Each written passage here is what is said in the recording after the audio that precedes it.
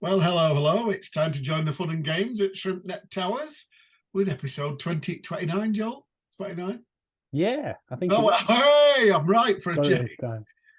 Today, we were to have two esteemed guests joining us here at Trust Towers. The first is the one-man machine of positivity from the boardroom. It's a warm welcome to Cup winner and all-round good egg, Charlie Appleyard. Charlie, thanks for joining I us. don't want to talk about it, Freez. Don't want to talk about it. You don't want to talk about it, but for those watching, can see the cup that he's won, that he deliberately put in the picture, which is quite right.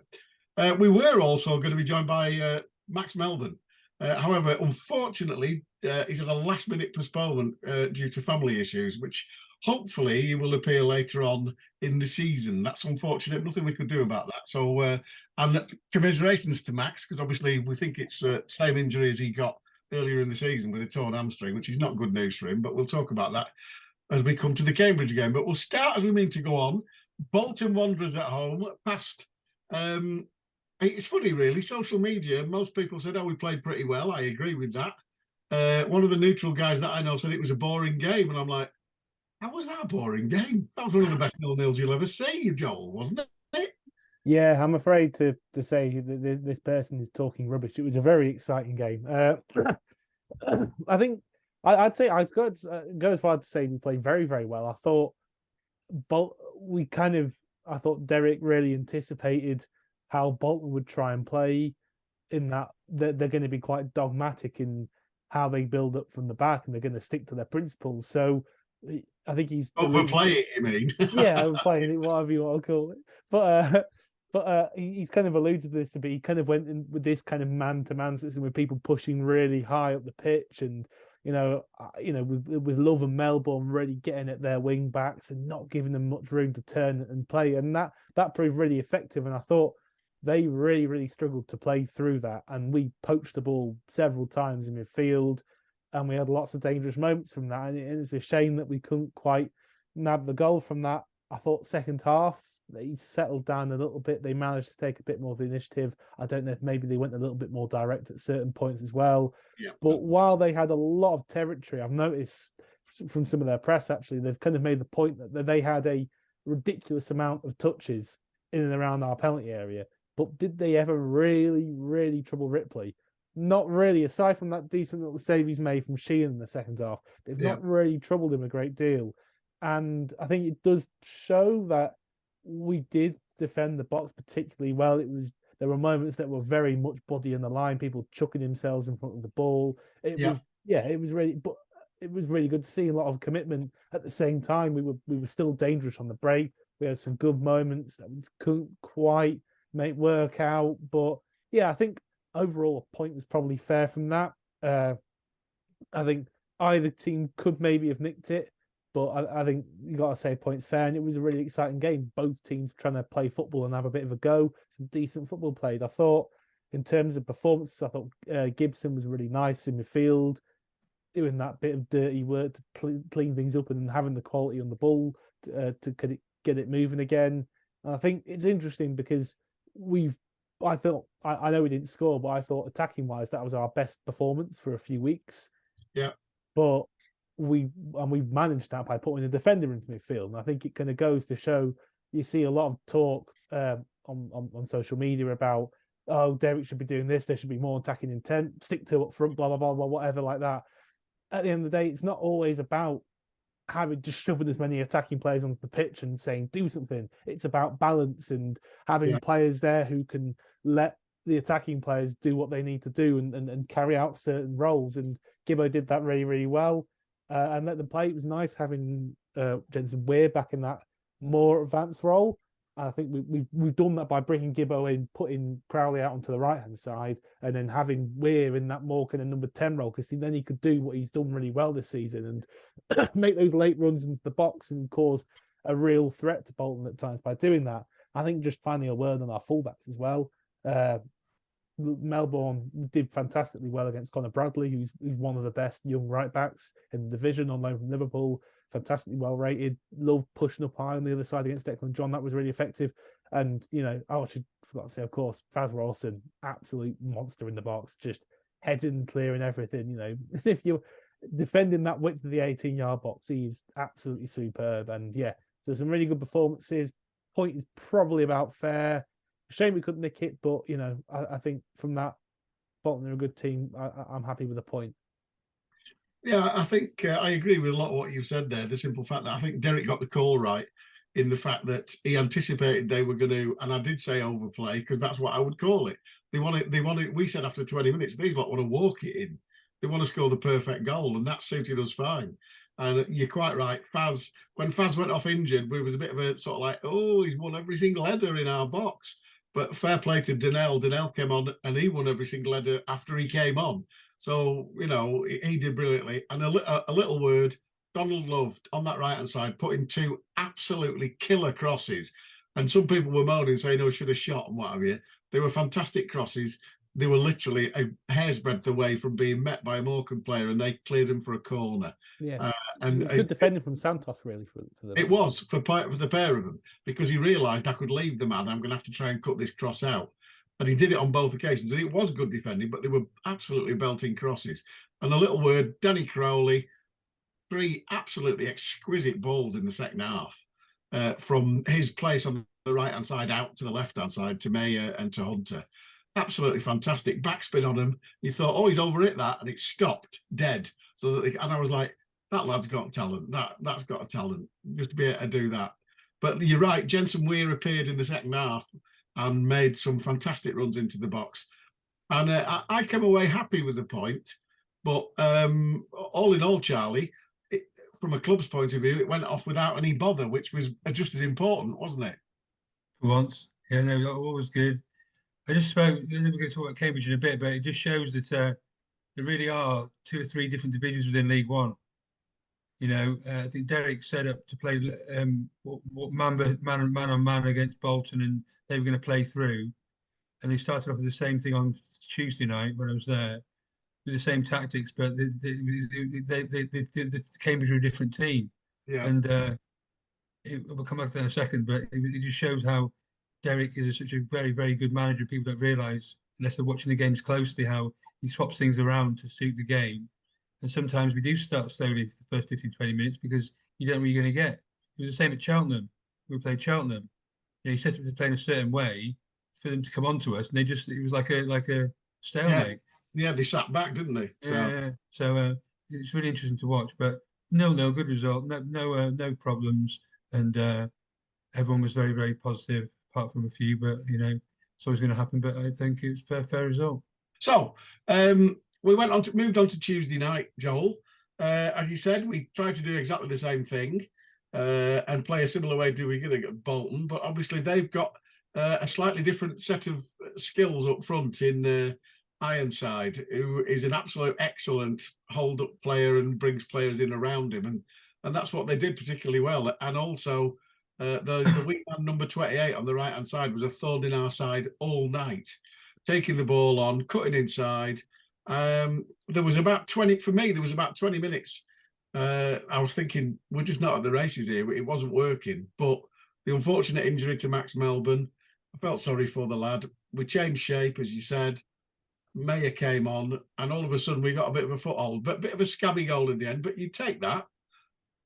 Yeah, I mean, you say it's a scabby goal. I think it's a really, really good bit of control from Cole, to be honest. I think that 9 times out of 10, like that's God knows where that's going, but he's done really, really well to not blast it over the bar off his head, because it's bouncing, it's spinning, it's going in a horrible kind of velocity for him. So fair play to Cole, he's done really well. But yeah, like you say, first 20 minutes they weren't good at all, and it was weird. I don't know if it's. I think there's a few factors. I think you've already alluded to one of them. The fact that if you press them high, they'll very, very happily just bang it up to Joe Ironside, and you've got Sam Smith buzzing around him. He's a good player, and also he's a big lad too. He can handle himself. He can take the ball in.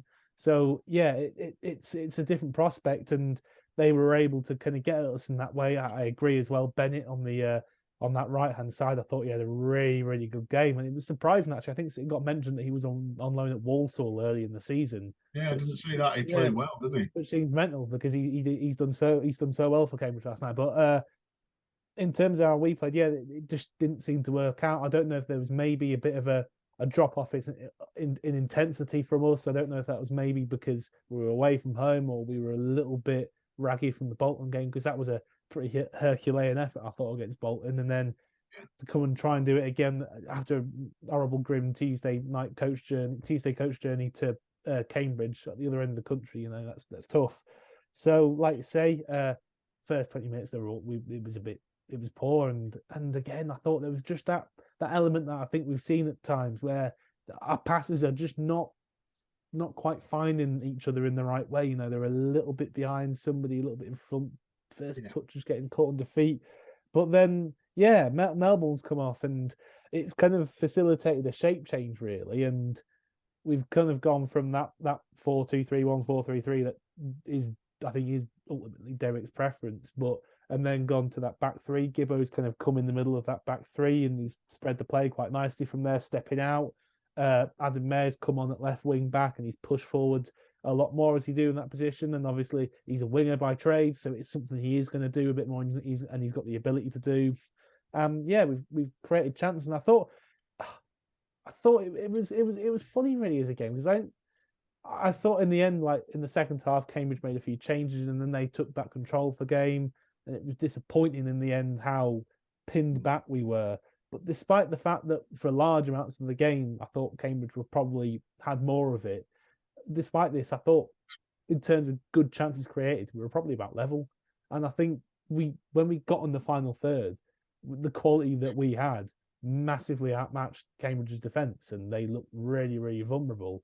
It was just frustrating that we couldn't quite get enough control in the game to consistently be in those areas of the pitch a bit more, because we looked dangerous and Cambridge looked vulnerable when we were. But yeah, it was a frustrating one really, and things just didn't quite seem to stick as much as and be quite as crisp as they have been on Saturday against Bolton. I thought Cambridge ultimately they get a bit more control in throughout the whole game during the second half, and yeah, it's a frustrating one, and because it does feel like it was a good chance to maybe turn around that away record, but to an extent we have done. We've managed to dig in there. We've defended our box well. Connor's made a few really good saves. We've dug in, and we've come away with a point, which is our first away point in a long time. It's our first away goal in a while. And December the 17th, our last goal. Yeah, and on October 29th, our last away point. So it's been a very long time.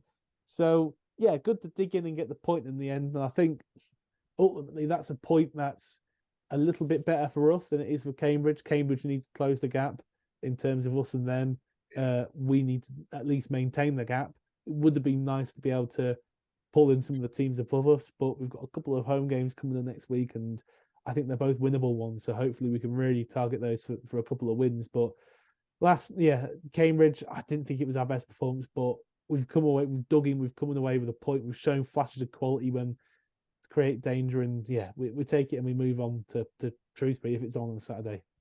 There was a couple of minutes period just before half time, Charlie. Obviously, the equaliser, Jensen Weir, with a horrible effort, which I'm saying, I think look a bit lucky. Cole got in the way. Joel's saying it was a brilliant header. Fair enough, yeah, that's a difference of opinion. But then a minute later, we kicked off and went straight down the left-hand side. Jensen Weir got to the byline, crossed it, and he's Danny Crowley's been a gazer, and he's about half an inch off touching it into an empty net. Ash Hunter. What? Ash Hunter it was. Ash Hunter. Sorry, I thought it was Danny Crowley. Strange game for his. It was. The game I was there for once. The first of all, Cambridge is so bloody nice. This is nice people, really annoying. They always beat us, but they're always really welcoming. The fans were clapping our fans for turning up, and the stewards are so nice. Really, really nice bunch of people, really. Which is annoying because you want to beat them, but they're really nice, and you sort of don't. You feel bad if you won, really, but not really. What happened was visibly the crowd were on top of it. The drums were going. They were being very, very loud. Bennett 28 was good, but the thing was we were getting the ball, and instead of trying to take the ball and run and counter attack quickly, we were getting the ball. We didn't know what to do with it. Gibbo, I love the guy, as you all know, my favourite player, but he was trying to be like Perlo, but he wasn't Perlo.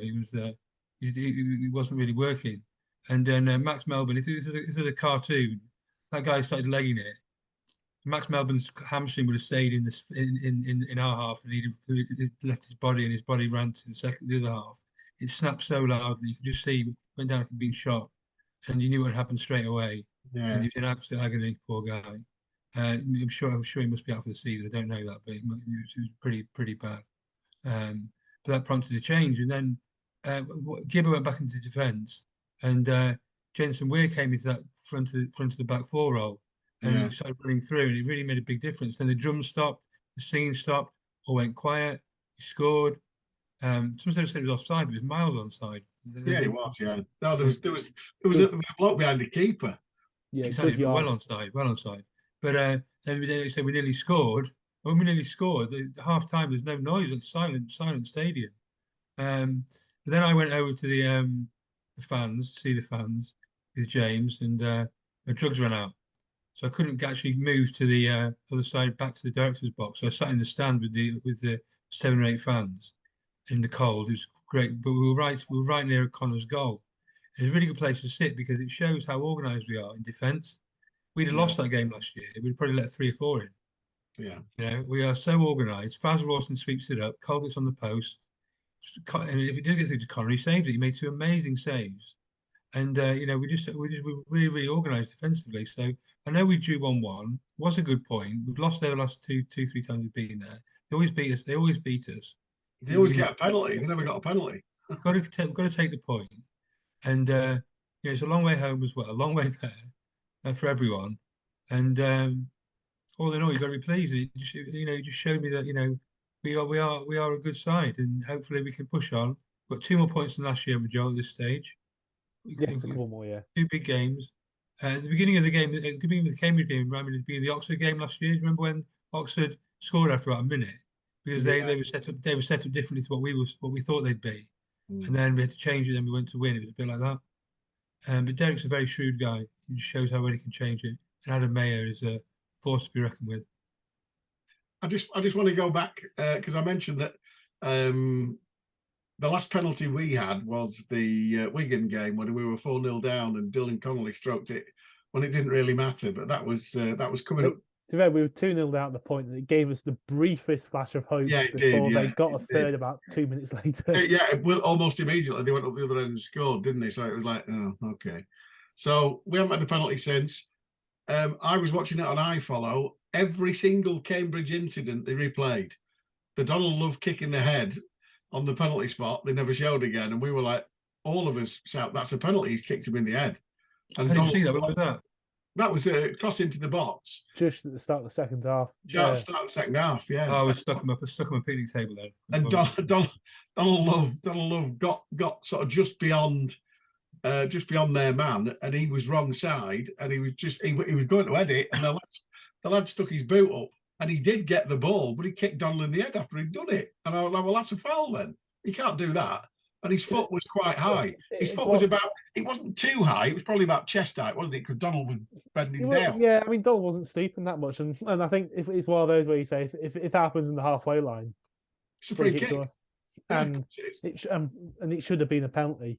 I mean, the one saving grace is he spotted their dive. Last season, that wouldn't have been. Yeah, I thought the ref was fairly good, to be fair. Yeah, it was, to be fair. And I'll give you that, Joel, because they showed that again on iFollow, and we all burst out laughing because it was pathetic, wasn't it? Well, their players didn't say anything. Their players were fair enough. Yeah, booked him straight away, which was good. So, yeah, it's a fair point. So, yeah, I'll take that, Joel. I'll take the positivity that you give me there, because it would have been easy to give them a pen, although he didn't give us one. But he got that one right. So I'll take that, and we go away with a point. But obviously, Max, disappointed for him because he was starting to show something what he's capable of. But obviously now we've learned, obviously, Michael Mellon, another loanee that we've sent back broken, which is not great. Courtney Doofus came on late the other night and looked like a man who hadn't played in 18 months, which he probably bloody hasn't, so you can't blame him. But couple that with Jacob Bedeau and obviously Arthur being ill and Jake Taylor still not being fit. All of a sudden, we had quite a strong bench 2 or 3 weeks ago, but that's not the way anymore, Joel. No, it's a shame. I think obviously with Max, the thing is there. Obviously, I think, like you say, he's done well in a few of his starts recently. I thought he was really good against Port Vale and Boxing Day when he came back, and had another little setback. I think it was his other hamstring. I think that was, but then and then come back into the side. I thought he was fantastic against Bolton. Dealt really, really, really well with Connor Bradley, and start again on Cambridge, and then his hamstring goes again. It's just so unfortunate. I think he's a good option to have in the side. He gives us something.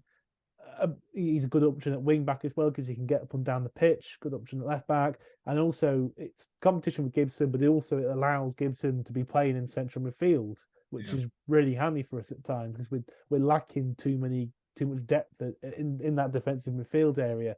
So that's a bit of a blow, obviously, for losing out on him as a player, but what he allows us to do with our squad and what he allows us to do with other players, that's frustrating, and it'll be interesting to see how Derek manages that over the next couple of games, over the next few games, and probably for the rest of the season now. And Jake Taylor, again, it's a real shame because he's not really had a chance to really strut his stuff, despite the fact that we all know how talented a player he is. And I think if we look last night, I thought Jensen will look flagging dead on his feet, which doesn't surprise me because he works incredibly hard every game, and you want extra competition, extra cover, somebody you can reliably put on for the last 30 minutes of a game and know they're gonna do a good job and still contribute attacking wise, which Taylor would have been able to do. And it's frustrating to lose those options and that quality in the squad, but we've just got to keep digging down. I mean, with Bordeaux, thankfully we've got good options to cover at centre back. He's a loss, but we've got good options in Sameo and Delaney to cover that, thankfully. And who hopefully we're back at the weekend, because especially with us looking so short in the centre forward department, I know he's better on the wing. I know he is a winger, but he is somebody who can do a job up front, be a bit physical, take the ball in quite nicely and hold it up a little bit and bring others into play. So, yeah, hopefully he's back for Saturday because he'll be a bonus to have back in the squad. And just reading what the club put out today, and the possibility of signing a striker who's a non-contract player. And me and Self and Joel were discussing this before we started recording, and the list isn't exactly exhaustive, Joel, is it? No, not particularly. I think obviously one of the first names that springs up is Nathan D'Alfonso, who was at Accrington earlier this season. Credit to Morecambe FC Feed actually for coming up with this list. There's a couple of players who've maybe been a bit injury prone. Joe Dodu, who got let go by Burton. Tom Elliott was with Derek at Bradford last season, but he's not played all season. So, yeah, it's a tricky one, isn't it?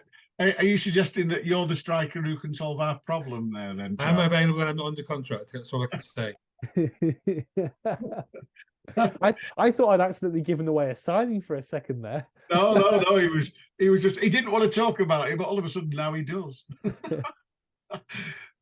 So we'll see what happens with that one. That's obviously going to develop over time. The fact is, Freeze, right, that we are in a situation. I spoke to Cambridge chairman, right, and he said we back Bonner 100%. He's in a club with a low budget, so lots to contend with. All the teams are really, really strong. You shouldn't be expecting too much. This is a bloody good job, and that is the same for Derek Adams, right? Yeah, damn right. The same for Derek Adams. He says it's the hardest year in football. I'm not surprised. It's been a really, really difficult year for everyone in the club. Supporters, workers, players, directors, everyone. It's been a really, really, really tough year. If we stay up, it'll be the best achievement in Derek's football career, and definitely in Morecambe's history to get through what we've been going through.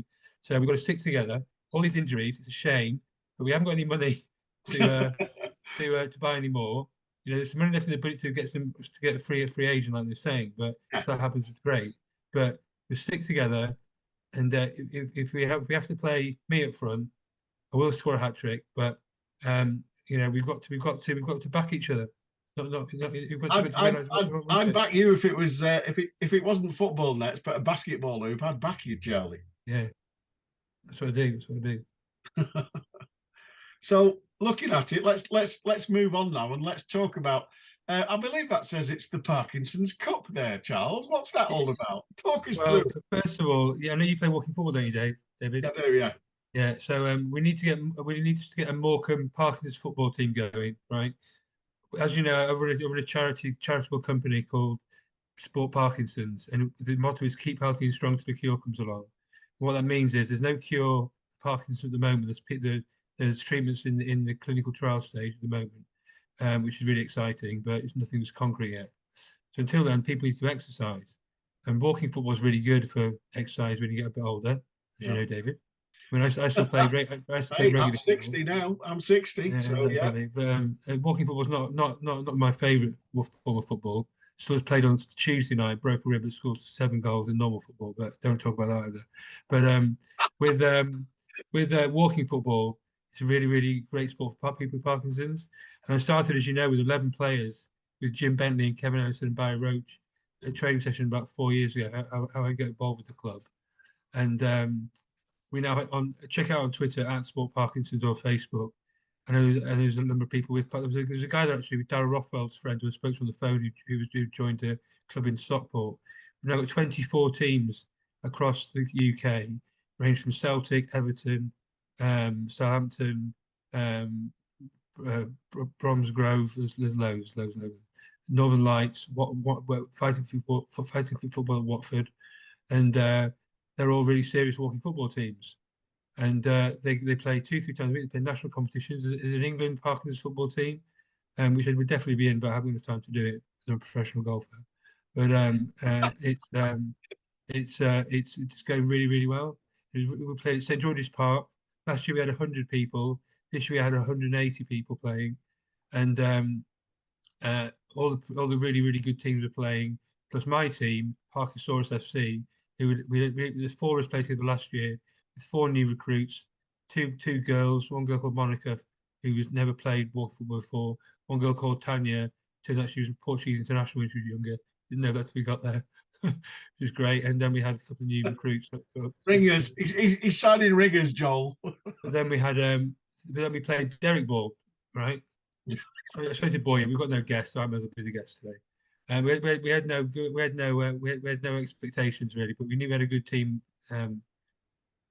Ability-wise, we just never played together. So we lost the first game 1-0, lost the second game 2-0, won the third game 1-0 with a penalty that I scored, drew 0-0 the fourth game, drew 0-0 the fifth game.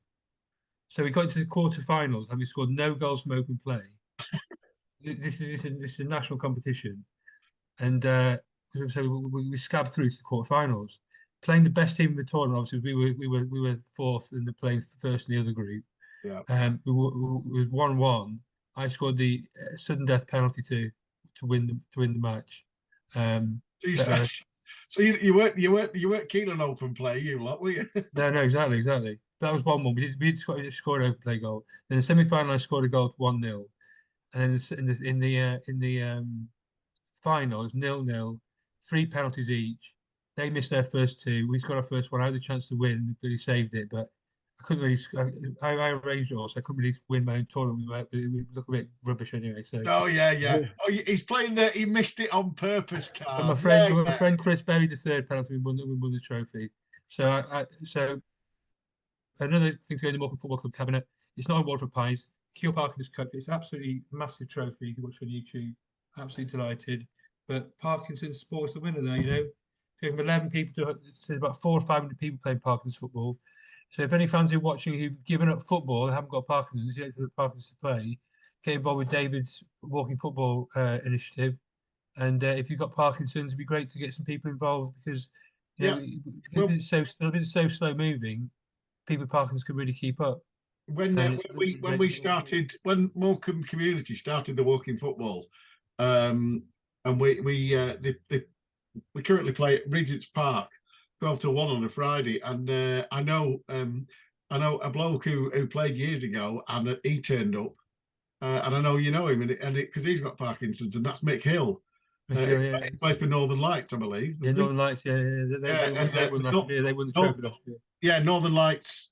Northern Lights are actually run by two ex-Marine players, Keith Johnson.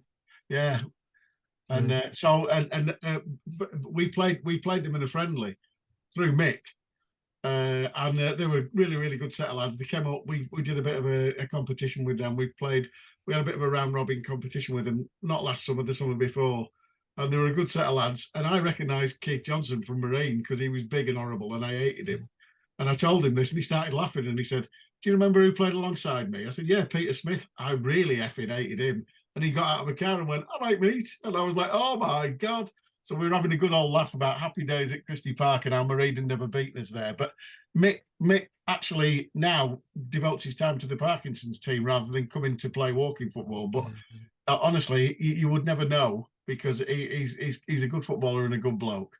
So if you don't know, the first team's warm-up tops on a Saturday, Sport Parkinson's once on the front. Yeah. So if anyone have Parkinson's, that's what we do. We get people playing sport again. People like me who've always played sport want to keep playing. People who have given up and don't think they can play anymore, it turns out they can. That's the most heartwarming one when people actually, whether it's golf or football or walking rugby or cycling or whatever. It's really great to see them. And then people who've never played before. So there's guys who played my golf tournament at the Belfry where he never played golf with this Welsh guy.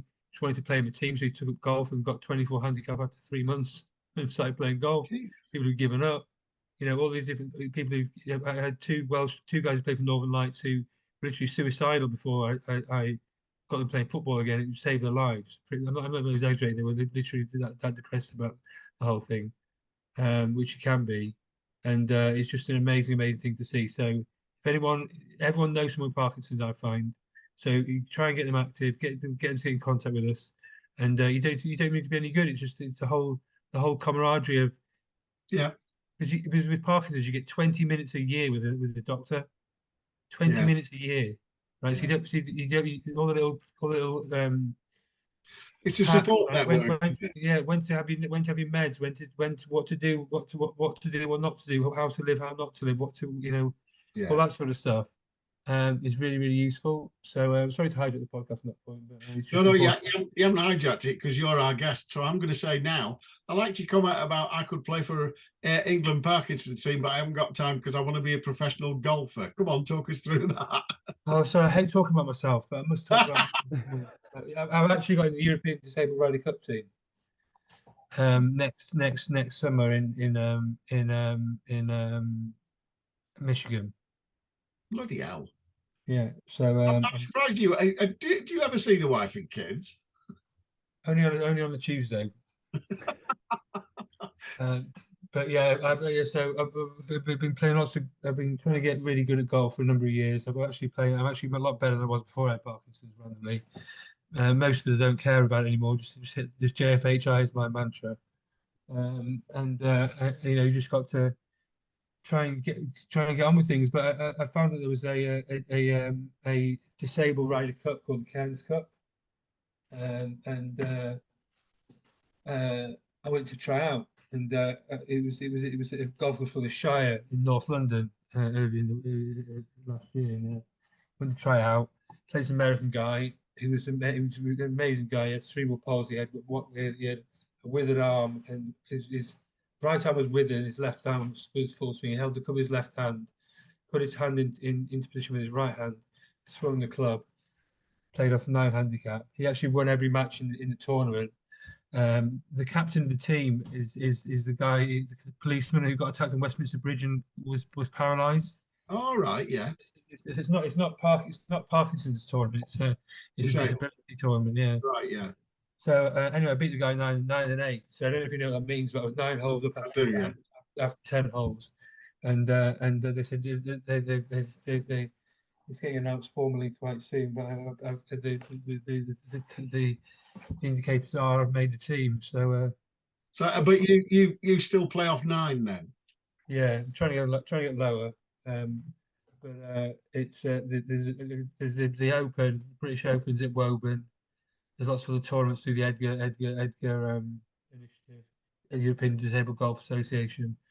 So it's really exciting times. Yeah. Well, thanks for coming on, Charlie. All right, enjoyed that. I'll go back to the football now. We've got 2 interesting fixtures coming up, although there could be some doubt about the Shrewsbury one possibly because of the weather, Joel, because obviously they've had a bit of snow in Salop. Yeah, it's rancid at the moment. It's horrible. Rain, wind, cold. Meant to be -6 overnight on They cancelled last year when we got to. It was, Yeah. yeah. Hopefully they'll cancel it a little bit earlier. I mean, it looked quite a good day because it was the day that the bus got diverted to when did it get diverted to Chester, Chester. isn't it? Yeah, and they had a Chester. good day there. And I was stuck in I just ended up going to a pub in Shrewsbury called the Nice Head, which was fantastic. It was a great pub. I loved it. So you can still make a good day out of it if it gets cancelled. But yeah, it looks like it might be off, and I don't know if that might be a bit of a helping hand. I thought we looked a bit tired at the end of Cambridge. So maybe, but then we don't want fixture pile up later in the season. Going down to Shrewsbury late on in the season on a Tuesday night is something that I've got bad memories of, obviously from from last season, and yeah, so it'll be interesting to see if it's still on. They're a good side, Shrewsbury. They've done really, really, really well this season. They're not going to make the playoffs, let's be honest, but to be where they are and competing with the teams that they're competing around that area of the table with, they've been really impressive. They've had a 6-game winning run at the start of this year. So fair play to them. They've done really well. They've dropped off a little bit in form, but definitely been a tough challenge, but hopefully one that we'd be able to rise to. The only thing you can hope is that if it does get called off on Saturday, which it may well have been by the time you're listening to this, but hopefully we play them sort of like last week in April when they're on jet2.com the night before booking holidays. Yes. Although we say that, but that didn't help last season, did it? No, it didn't.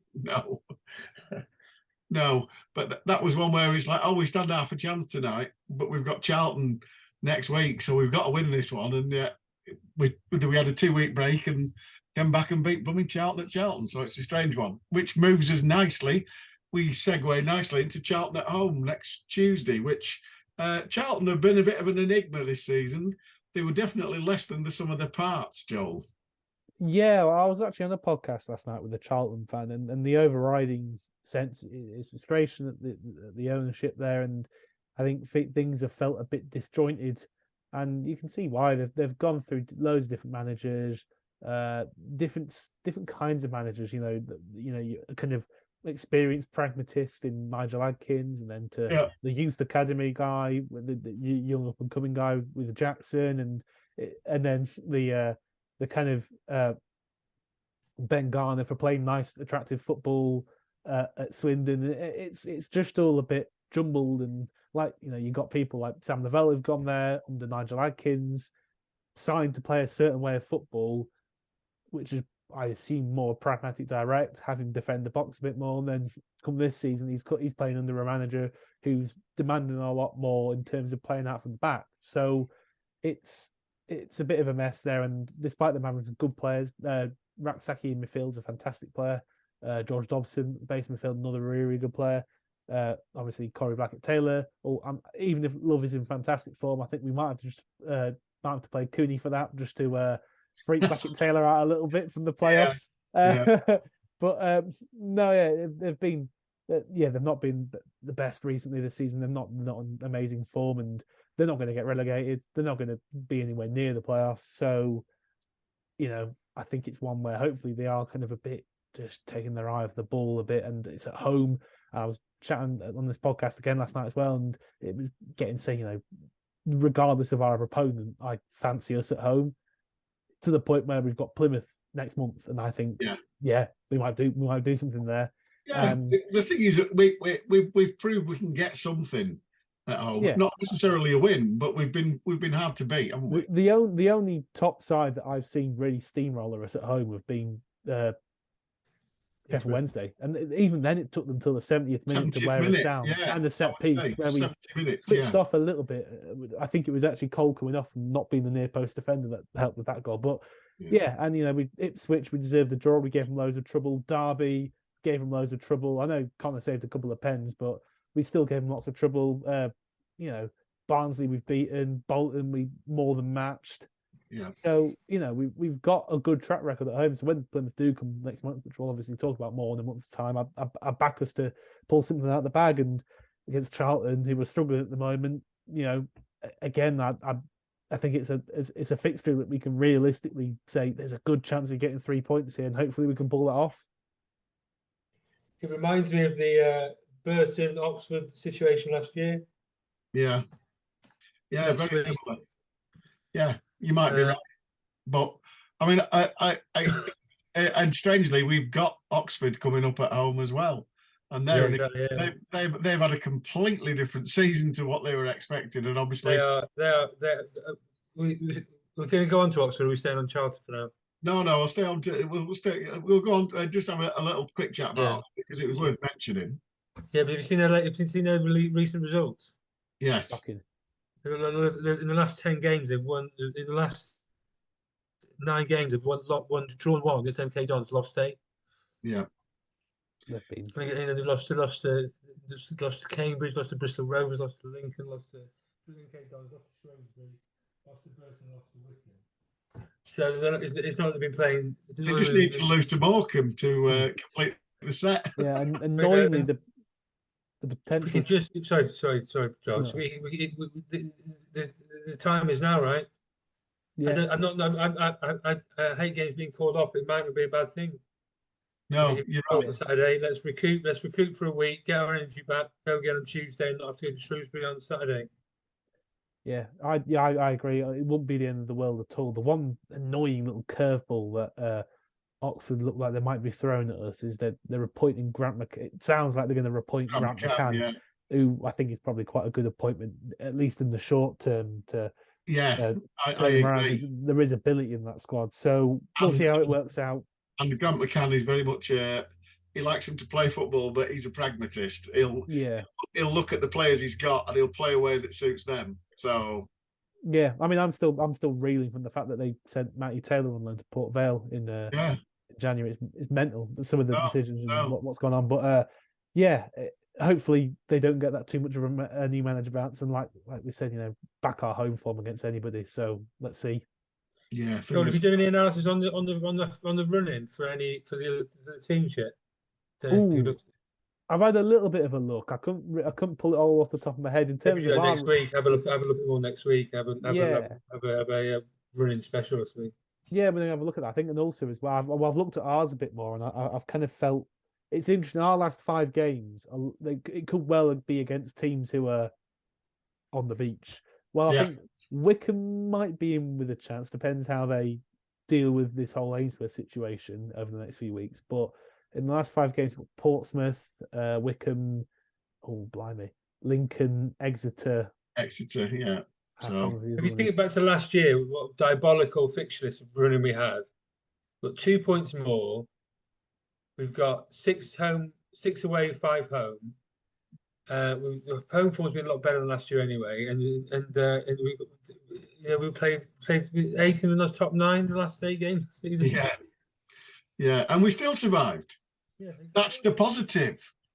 So we've got Shrewsbury, Morecambe, MK Dons, Barnsley away, Plymouth at home, Portsmouth away, Wickham at home, Charlton away, Lincoln at home, Exeter away. So I don't want to talk about MK Dons; they're our bogey side. Yeah, I was saying it the other day. Yeah. MK Dons can put 11 dustbins out and beat us 1-0. Yeah. That's the worst Morecambe I've ever been to in my life. The Carabao Cup one this year. Oh yeah, in front of how many was there? Awful. There was about 12 people in the entire 20,000 stadium. No one wanted to be there. No, probably not. Summed up by a bit of Brazilian football when and was cheering our passes like, wait. Did that 3 passes and Gibbo just passed it out off the pitch. Yeah, that summed the game up beautifully then. Yeah, I think the one fixture that jumps out is like, oh my god. Looking aside from our MK Dons bogey, which is annoying, but they've got a crap home record, so maybe we've got a crap away record. I know, yeah. God, what's going to happen? There's going to be a paradox, isn't there? But Barnsley away is the only one that makes me think, oh my god, that's going to be really horrible. But really strangely, it's the one I looked at the fixtures and I thought, Do you know, I quite like going to Barnsley. I've been a couple of times to Barnsley, and they're always really friendly and really nice. Had my stag do in Barnsley. You are? There we Had go. my stag do in Barnsley. Yeah, he said they're all right. I like Barnsley. I do. I like them. They're always friendly. Stewards are always all right. James picked it. It's got the most pubs per capita anywhere in the UK. So that's why we went there. All right, yeah, because you don't have to walk far between them. I like his logic. And then 24-hour Greg's. I mean, now that's something to behold, isn't it? That there's nothing more you can need. Fantastic. Cheese lava pasty at 4 a.m. What more could you want? And also compare that to, like, if you've ever done the Otley Run in Leeds, it's great fun. But one of the really annoying things about that is there's about a mile walk between two pubs, and it's just like, you want them all near each other. So they are. Barnsley's the place. Rather be in Barnsley than Leeds, eh? Yeah, there's a song there somewhere. So have you got anything from the boardroom, Charlie? Anything happening? The longer it goes on with the EFL, the more suspicious I become, but that's just me. I'm going, Freeze. It's just literally ongoing. It's still going on today. We've got a board meeting today about it. We're trying to just get the EFL to the sort of paperwork needs to be completed and stuff. But most of the EFL, that's not me propagating or trying to smooth over it. It's literally in the hands of the EFL as of this week, and hopefully make a quick decision. Anything else? No, just hope that the Charlton people learned how to eat pies. They didn't like the pies last year, so hopefully they come on Tuesday. They'll try again. And I meant to look and I didn't, and it's remiss of me, but there's a game, a ladies' game coming up, Morecambe women's football coming up at the Mazuma soon, isn't there? And I didn't look it up. I'll get that. We'll tweet it out with the podcast information. Yeah, because I think that would be a good thing to do, because I know we'd set it up that we'd like to see more people there than Lancaster City at home, just as a bit of a shall we say, an encouragement to Shrimps fans to go down and support the women. Yeah, it's been the brilliant podcast, by the way, with Morecambe women the other day. It's really enlightening and doing really well, aren't they? Really good to see that. Yeah, they are. Yeah, they lost 1-0 last week, apparently, to a very, very late goal, and it was very disappointing, but they played really well. Should have won, apparently, missed loads of chances. So I do keep up with it, but I meant to look when they were playing. So Rebecca came on and Nick came on, and they were brilliant. So fingers crossed. Have a look on the fixture list and see when it is, and it's a Sunday coming up pretty soon, I think. So there you go. Anything from the Trust, Joel? Yeah, obviously just another reminder for the race night, which is after the Portsmouth game on Good Friday. Not Portsmouth game, that was last year's Good Friday. Yeah, the Plymouth game begins with a P. It's easy to confuse them all. Plymouth, Portsmouth, Peterborough, but yeah, that's obviously after the Plymouth game on Good Friday. So if you're interested in that, obviously check out our Facebook, because we've got an event up for that now with a few more details. So please come along if you fancy it. And also you can sponsor a race. You can call the race what you want. Exactly. You can give it whatever rude name. You can give it whatever rude name you're also planning to give. You could call it the Charlie Professional Golfers Handicap. Or you could call it whatever rude name you're gonna try and call the giant Charlie wants a lower competition. How much is sponsoring a race? Oh, I'd have to check. I think it might be £25. 25 quid, is it? Yeah. There? Oh, I'm not too sure. 7 or 8 usually. 7 or 8. Yeah, it's been 7 or 8 usually, I think it is. But just one more point as well. Big thank you to Charlie from everybody he bought refreshments for at Cambridge very kindly. I think obviously got mentioned at half time. They went over to say hello to the fans, and Paul Carter's just asked me to pass on some thanks for the refreshments that you bought. Really freezing. Least we could do, and then we sat with him in the second half, and the stand and had a really good night. Really good to see everyone. Oh well, I shall look forward to you buying me a pie at Barnsley. I said I wouldn't do it Fleetwood. No, I was going to say, yeah. I did it Forest Green and Cambridge. Yeah, those are probably your 2 best picks, and Plymouth before Christmas. Yeah, that'll do. So, nightmare. Right. Well, thank you very much, gentlemen. Get well soon to Max. I hope everything's all right with his family. It's a shame he missed this one, but Charlie, brilliant to have you on, as always. And just give us a quick flash of the trophy just before you go. Look at that. He can hardly lift it. Hey. Parkinson's Cup winner 2023. Hey. Joel, thank you as always. I know you're a busy man with all these, your radio appearances now on Radio Lancs and your burgeoning media career. So thanks very much. This has been ShrimpNet number 29. How did we get this far this quickly? Thank you for listening, watching. Join us next week when we hope to have another studious guest as good as Charlie, and hopefully a player as well. Thanks for listening, and we'll see you on the terraces.